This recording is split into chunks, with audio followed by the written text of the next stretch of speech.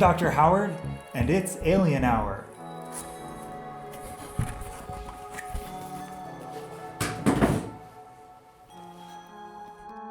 Today on Alien Hour, we are doing our very first weekly update, the new format for the show, which I talked about a little bit in the channel update, which should have been released just before this video. We are doing these now every week, where we are going to talk about current topics, things I'm researching, things I'm thinking about, and some of the things that fans have sent in to the show.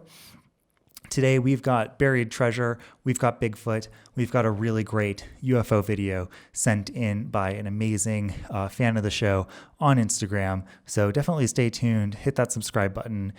This week's going to be great. All the weeks coming up are going to be great. It's got lots and lots of stuff planned, and there's always interesting things happening in the world. So stay tuned, and let's start with our weekly update.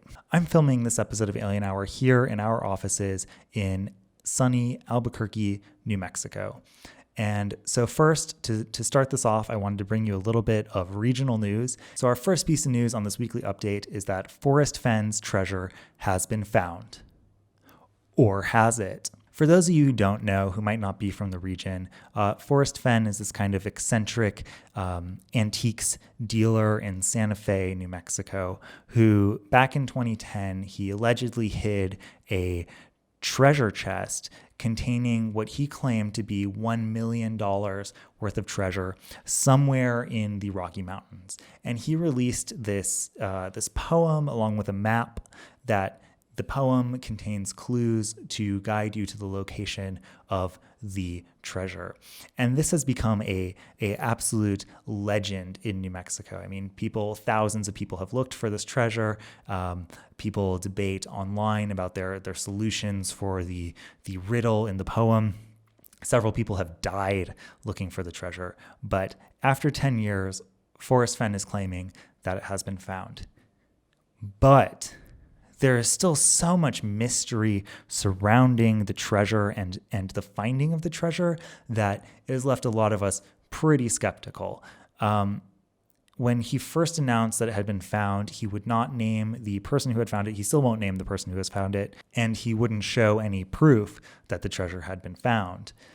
Now, I think it's been a week or so, maybe a little longer. Finally, this photograph emerged of the alleged treasure. There are a few things that are off to me about this photo. First of all, that gold coin right here, is that chocolate that it's full of?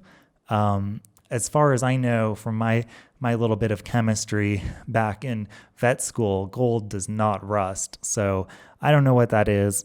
And, he's just being very dodgy about the whole thing.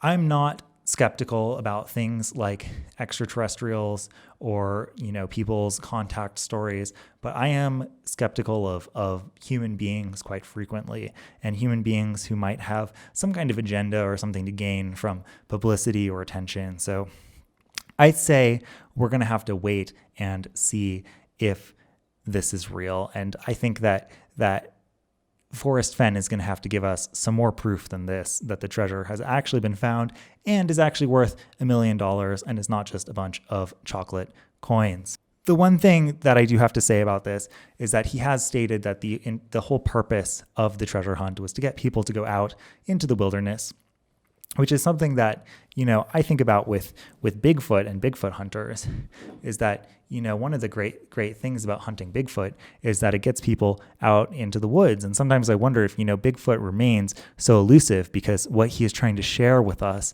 is that we should be out there in the wilderness with him.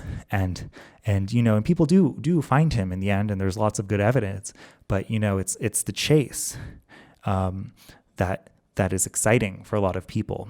So maybe Forrest Fenn himself is Bigfoot.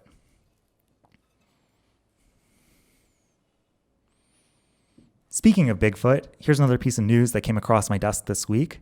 Daniel Oster, a California-based real estate agent, he took these photos of himself in a Bigfoot costume in order to try to sell a $1 million mansion in Felton, California, which is well within known Bigfoot territory, which is part of the selling point here. I just want to go ahead and say that I do not approve of using the majestic Sasquatch for these crass capitalist ends. He's not a mascot to sell your product. But I do think that there is something interesting going on here, or else I wouldn't be showing these photos. Here on Alien Hour, we have shown footage of a Sasquatch living in a suburban home.